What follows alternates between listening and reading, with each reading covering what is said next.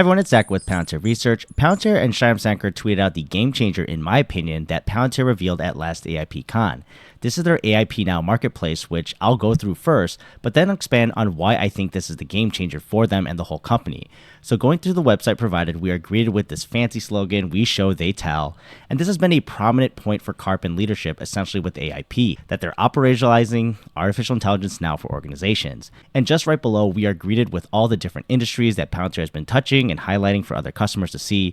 Now, the significance really is that Palantir is agnostic and is able to build out solutions as the infrastructure below, regardless of the unique issues each of these industries may face. And further down, we are greeted with the actual use cases of AIP and the functions on the left if you're looking to see how you can utilize it specifically.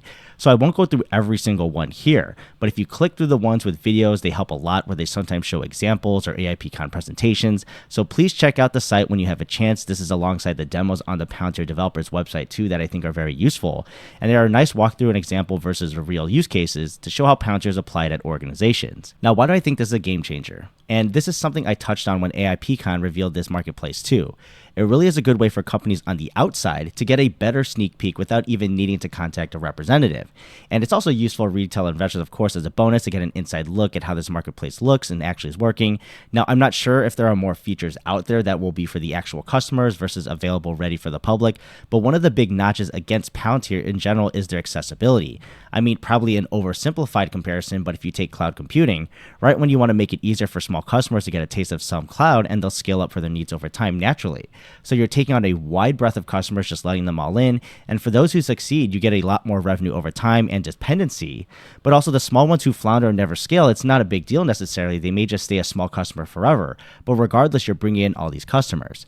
Now, for Palantir AIP bootcamps, this has been their step forward there and towards that way and kind of getting that barrier down, not completely. Now, for the tiny organizations as well, it's still not really practical from what I've seen, but modularizing is still something we've seen them talk about and point out for their products, so maybe in the future this might become more accessible. But the quick zero barrier signup isn't really there yet.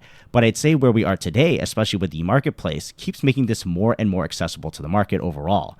Now, the exact success and value of this marketplace too still remains to be seen, so I don't know exactly, but qualitatively, it continues to show that Palantir's management isn't slowing down and trying to make their products accessible. And the nice thing is that this compounds on itself as long as they continue to grow customers, which in turn, they grow use cases, which in turn goes back and creates more and better value use cases to draw in more customers again. So it's a self-feeding cycle here. So it'll take some time if this will be successful overall, but it's definitely not a step backwards in my opinion. And with the introduction of AIP and the bootcamps of last year, this marketplace seems to be the main narrative for 2024 for them to keep on building on top of these just to attract more customers. But let me know your thoughts below in the comments, and I'll see you in the next video.